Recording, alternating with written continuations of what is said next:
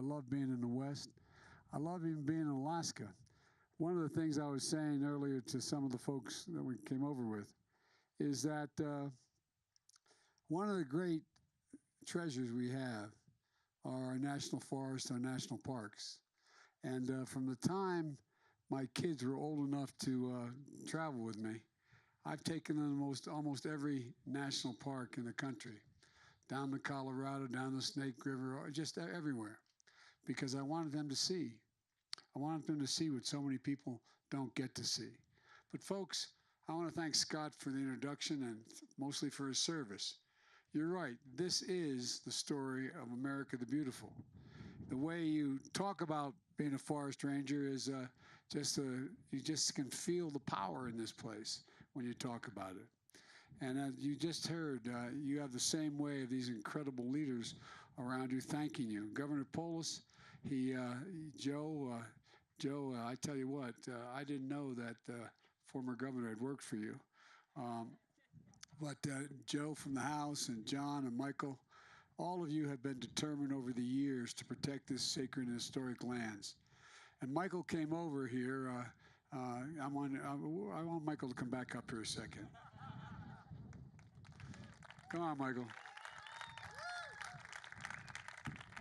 And the reason why I do, I want you to tell you what happened here. This guy, he made this finally happen, at least me signing this shortly. And he came to the White House and he said, I told you what I need. And I said, I'll do it. You know why? I was worried he'd never leave the damn White House if he didn't go. And I'm also honored to be joined by several tribal leaders here, because this is your progeny, this magnificent land.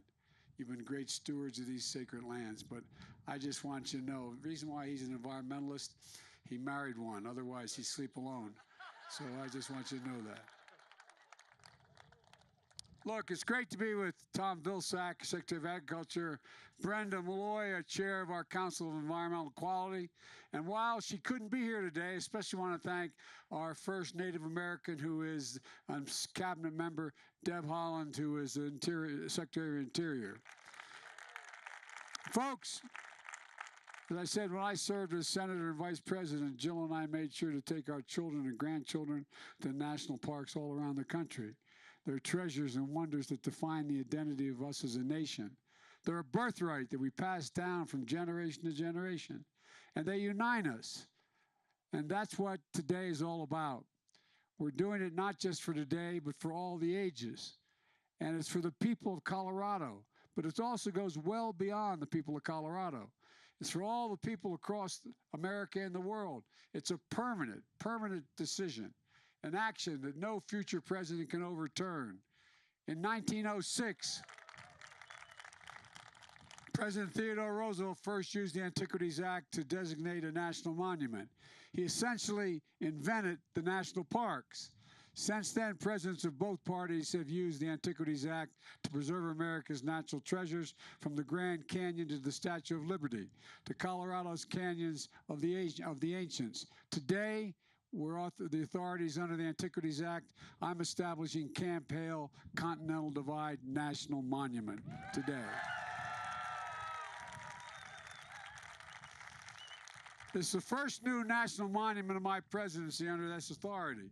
When you think about the national beauty of Colorado and the history of our nation, you find it here.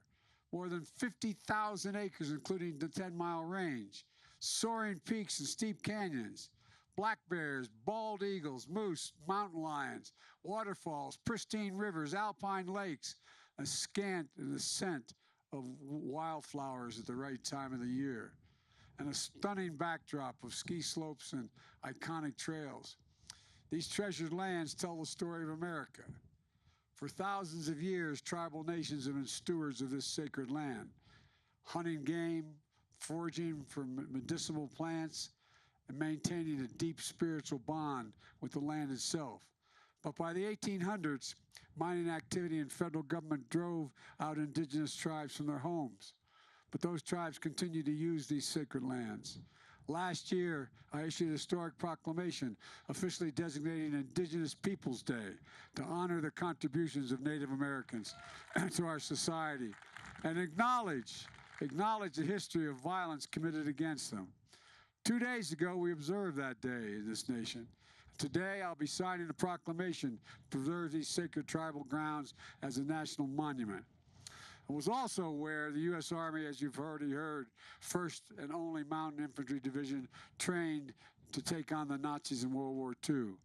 The 10th Mountain Division, stationed on the valley floor, surrounded by rugged boulders, forest, mountains stretching 14,000 feet high, among the tallest mountains in America, facing high altitudes and harsh terrain, deep snow, bitter cold.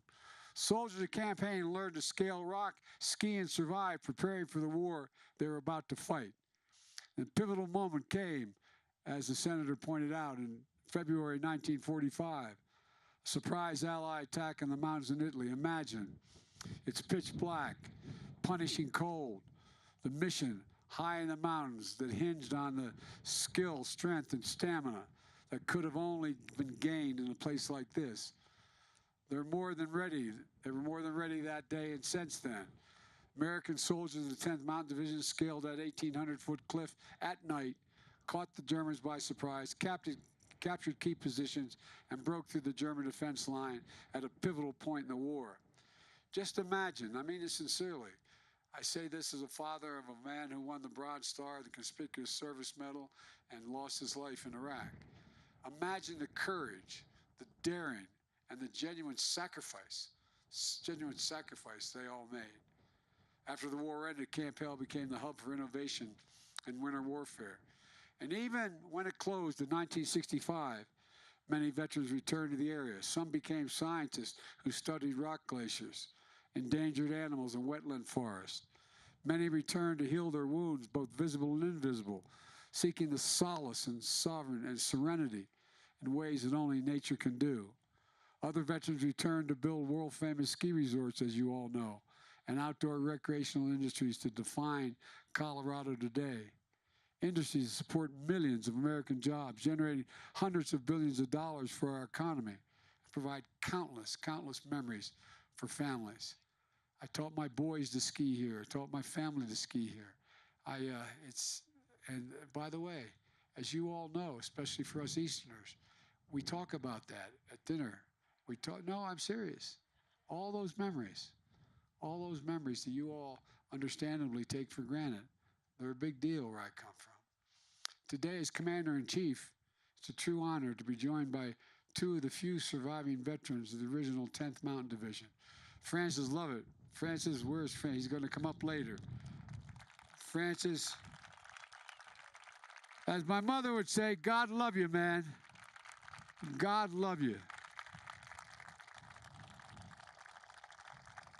100 years young. Enlisted in the Army at age 20, stationed at Camp Hale, fought overseas, earned 2 Bronze Stars, and among many other medals. A war hero who came home to become a teacher and a principal.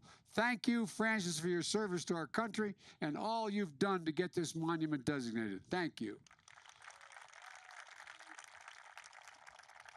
He's also joined by another 10th Mountain Division man, a guy named Robert Scheuer, 99 years young, trained at this camp, served his country before joining his dad's business just a few years ago. He came back to Colorado to be with his family. Robert, thank you for your service. Thank you, thank you, thank you. And I'm honored to sign this proclamation to preserve this special part of our military history.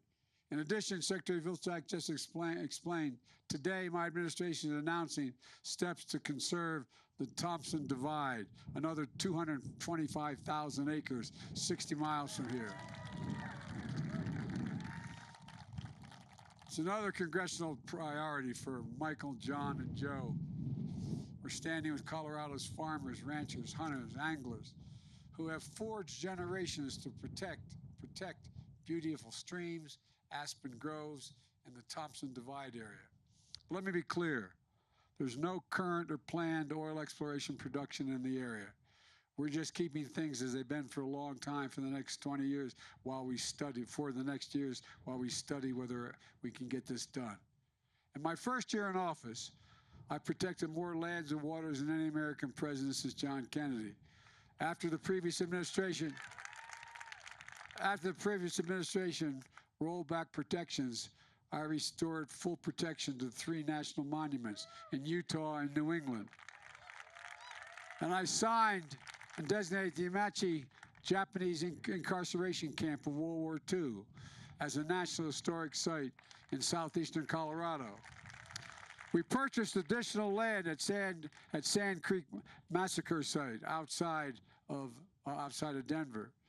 And we did, and by the way, I'm not sure I would have understood how important this was had I not gotten to see these parks until I understood the breathtaking nature of it. To stand there on the edge of a cliff in the Rio Grande, to, looking at one thing, and it's just, there's not many cliffs, but then head up to the Grand Canyon. It's a cathedral. It takes your breath away. I've climbed it from the river up, and I've looked at it from the top down. It's breathtaking. And I don't think till you see some of these things do you understand why it was so important to continue to preserve. And with the help of a member of Congress here today, I signed the Bipartisan Infrastructure Law and the Inflation Reduction Act that constitute the largest investment in climate ever in the history of the world. We're investing billions of dollars to protect our iconic outdoors, preserve our historic sites, and address the devastating influx of climate change. It includes historic funding for farmers and communities in the upper and lower Colorado River Basin so they can conserve water during the droughts. It includes historic investments in communities across Colorado to recover and build from devastating wildfires. And by the way, to all the Forest Service and the firefighters, we owe you big. I've traveled just in the last 2 years over every major wildfire in America in a helicopter. You realize more land has burned to the ground than occupies the entire state of New Jersey. The entire state of New Jersey. From New Mexico to Washington State to Idaho, across the entire West. It's devastating. And there's so much more we have to do. There's more that we have to do that really matters. Let me close with this. Edward Abbey, a writer who once worked as a ranger in the Arches National Park in Utah, wrote, and I quote, "There are many such places. Every man, every woman carries in his heart and mind the image of the ideal place, the right place, the one true home, known or unknown, actual or visionary." We're just such a place here today. And thanks to Michael Bennett, I now ask everyone who has worked so hard to help make this happen to join me as we sign this official proclamation declaring Camp Hill Continental Divide National Monument. God bless you all. Thank you for what you've done.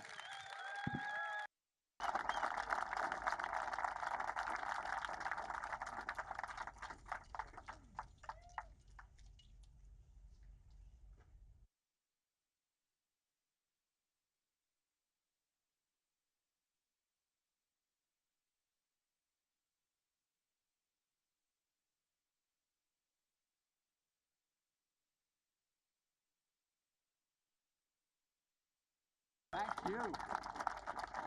Thank you all for fighting for this. I really mean it. Like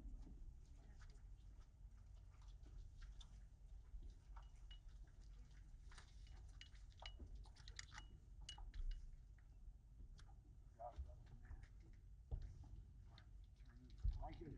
All right. Now where do you want to go? Wherever you want to go. You go right here. Right here. And I'm going to turn you around and you're going to sit down.